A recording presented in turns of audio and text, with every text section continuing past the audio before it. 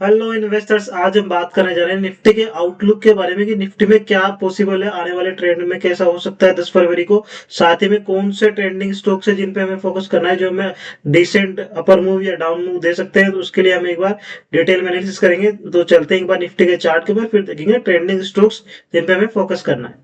ये देखिए निफ्टी का चार्ट है। निफ्टी यहाँ से स्टार्ट होता है, इसमें fast upper move, first wave, second wave, उसके बाद थर्ड वेव में आपको अगर पोस्ट मेरी देखते हो तो मैंने वहां डाला था कि थर्ड वेव निफ्टी में ऑनगोइंग स्टार्ट होने वाली है आज ओपन होती ही। और ओपन होते ही फर्स्ट थर्ड वेव के अंदर फर्स्ट वेव है, ये सेकंड वेव है। और अब अगर कल मार्केट यहाँ से इसके हाईस को, आज का जो हाई था 25,898, मैंने 25,900 के आसपास हाई निकालता है तो एक बार अच्छे ट्रेंडिंग मूव देखने को मिल सकते हैं। अगला जो रेजिस्टेंस है वो ये जो कैंडल थी इसका हाई यहाँ पे था 26,300 के आसपास, यही रेजिस्टेंस देखने को मिलेगा बाद में अगर इसके ऊपर निकालता है तो। 26,000 एक ऑप्शन जो चैन है उसमें दिख रहा है रेजिस्टेंस है, लेकिन मुझे लगता है 26,000 इजीली निकाल देगा। तो आज का जो लो है वो कहीं ना कहीं सपोर्ट का काम करेगा। तो आज के लो को आपको बिल्कुल फोकस पे करना है। 25,780 के आसपास का जो लो है, ये नीचे की तरफ ब्रेक नहीं होना चाहिए। और अपसाइड में जैसे ही इस हाई के ऊपर ब्रेक होता है तो फिर एक बार हमें यहाँ पर 26,300 के आसपास ही रजिस्ट्रेशन देखने को मिलेंगे। निफ्टी में एक बार हम ऑप्शन चेन भी देख लेते हैं। ऑप्शन चेन देखोगे तो बेस्ट जो सपोर्ट है 25,800 पे, जो हम बात करें 25,780 का लेवल है, वो नीचे की तरफ ब्रेक नहीं होना चाहिए आज का जो लो था। क्योंकि वहां पे अगर पुट राइटर्स की को ऊपर इंटरेस्ट देखोगे तो 2,29,000 है, साथ ही में कॉल राइटर सामने ओनली 1,20,000 है, तो ऑलमोस्ट 50% से भी कम है ना। तो यहाँ पुट राइटर्स का कन्विक्शन काफी अच्छा है, डबल कन्विक्शन है कॉल राइटर के केस में, तो ये बहुत बड़ा सपोर्ट है। और रजिस्ट्रेशन जो है 26,000 पे, 26,000 पे 3 लाख है और यहाँ पे ओनली 32,000 का ऊपर इंटरेस्ट है, तो 26,000 को निकालना थोड़ा मुश्किल रहेगा। कल वैसे भी एक्सपायरी है मंगलवार को, तो थोड़ा सा ऊपर नीचे करेगा या हल्का सा अगर ब्रेक निकलता है, गैप अप होता है और 26,000 को एक बार के लिए ब्रेक करता है तो पॉसिबल है कि फिर बड़े ट्रेंड देखने को मिल सकते हैं अप साइड में। तो एक बार 26,000 पे थोड़ा बुल्स एंड बेयर के बीच में थोड़ी फाइट हुई, लेकिन उसको मुझे लगता है निफ्टी निकाल देगा और बड़े ट्रेंड जो कि हाई राइज है वहां देखने को मिल जाएंगे हमें। अब एक बार देखते हैं बैंक निफ्टी को। बैंक निफ्टी में भी सेम ही है, फर्स्ट वेव है, सेकंड उसके बाद थर्ड वेव में अपसाइड है। इसके आज के हाई 26,800 के ऊपर निकालना जरूरी है। 15 मिनट की कैंडल 26,800 के ऊपर क्लोज होती है, उसके बाद में अच्छे ट्रेंड देखने को मिल जाएंगे। नीचे की तरफ सपोर्ट है 60,500 का, तो 60,800 के ऊपर निकलता है 60,500, ये ट्रेंडिंग एरिया। इससे हाई या ऊपर निकलता है तो ही बड़े अप डाउन या ट्रेंड अप ट्रेंड दोनों में देखने को मिल सकते हैं, तो इस पे फोकस रखना है। अभी बाय ऑन डीप सी इसका टेक्सचर है मार्केट का, तो मुझे लगता है कि मार्केट अप ट्रेंड में होगा। कल के लिए जो हमारे स्टॉक है बीएससी बॉम्बे स्टॉक एक्सचेंज, इसको हम फोकस पे रखना है क्योंकि बीएससी का जो चार्ट है वो साफ इंडिकेट कर रहा है कि आज इसने मल्टीपल टाइम में ब्रेकआउट दिया है। और ब्रेकआउट देने के बाद में अगर आप देखोगे इसके डेली जो कैंडल है वो काफी डिसेंट है, इस पूरे हाइस के ऊपर निकाला है इसने। ये काफी टाइम से 1 ईयर से हाइस थे और फर्स्ट वेव के बाद में सेकंड ईयर 5-6 दिन कंसोलिडेशन होकर अब ब्रेकआउट दिया है इसने। तो कल अच्छा अपर मूव देखने को मिल सकता है। बॉम्बे स्टॉक एक्सचेंज को फोकस पे करना है। आज का स्टार ऑफ द डे था श्रीराम फाइनेंस, फाइनेंस एनबीएफसी के अंदर। अगर आप हमारे यूट्यूब चैनल को रेगुलर बेसिस पे फॉलो कर रहे हो तो हमने कहीं इसी एरिया से जो ब्रेकआउट हुआ था यहाँ से ट्रायंगल का 760-61 के आसपास ही देना चालू कर दिया था कि यहाँ से ट्रेंड चेंज हो गया, बड़े ट्रेंड की मैं तैयारी कर रहा है।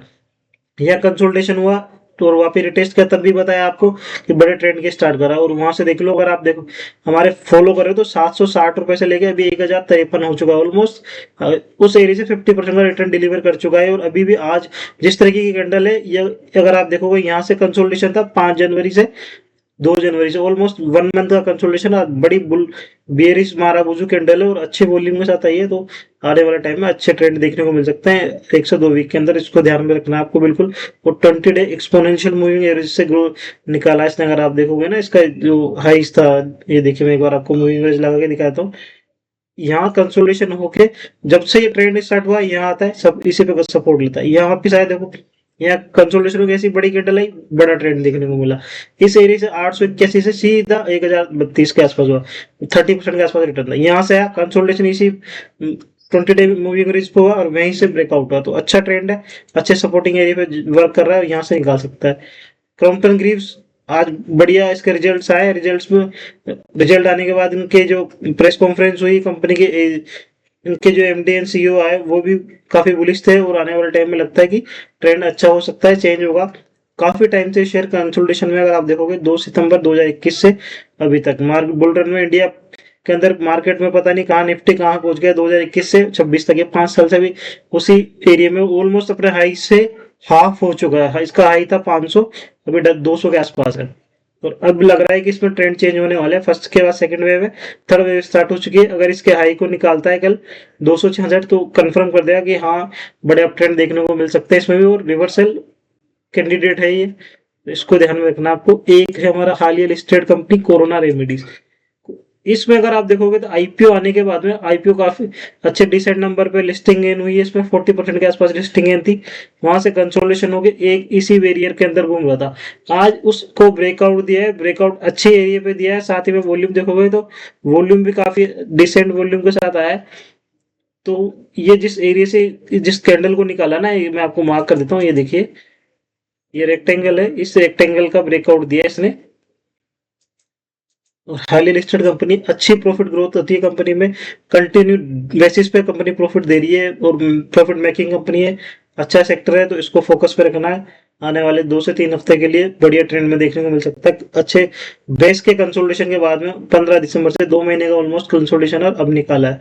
तो ये हमारे आज के चारों स्टॉक्स हैं जिन पर आपको फोकस कर सकते हो कल के लिए। BSc, Shriram finance, Crompton, corona remedies. अगर आप कल के हमारे पिक की बात करो, आज मॉर्निंग में जो हमने पोस्ट पे शेयर किया था हमारे यूट्यूब चैनल पे, Kalyan Jewellers hits 15% high, SBI 7.5%, star hero of the Nifty का आज ये था। अगर आज आईसीआई और एचडीएफसी में कोई भी पार्टिसिपेट करता तो बैंक निफ्टी आज डबल डिजिट में होता। जो रिटर्न है वो 1% से अबव होते हैं ना, ओनली 1% में ही था। JK Tyres, Force Motors, Tata Steel, all are very good. देखो मैं पोस्ट यहाँ करता हूँ यूट्यूब पे, मेरे यूट्यूब चैनल पे अगर आप जाके देखोगे तो साफ लिखा था आज today in focus SBI bank, Tata steel, Force motor, Kalyan jewellers, JK tyres, all are doing well.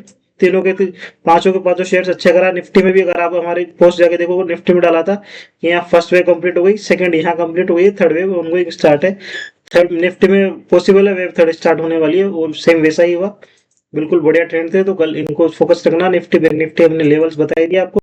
Guys अगर आपको चैनल से कुछ भी इन्फॉर्मेटिव न्यूज मिल पा रही है, लर्न कर पा रहे हो, तो प्लीज चैनल को सब्सक्राइब करें, लाइक शेयर एंड कमेंट करना ना भूलें, ताकि हमें मोटिवेशन मिले और आपके लिए इसी डिटेल में अच्छे एनालिसिस हम ला सके। Thank you everyone.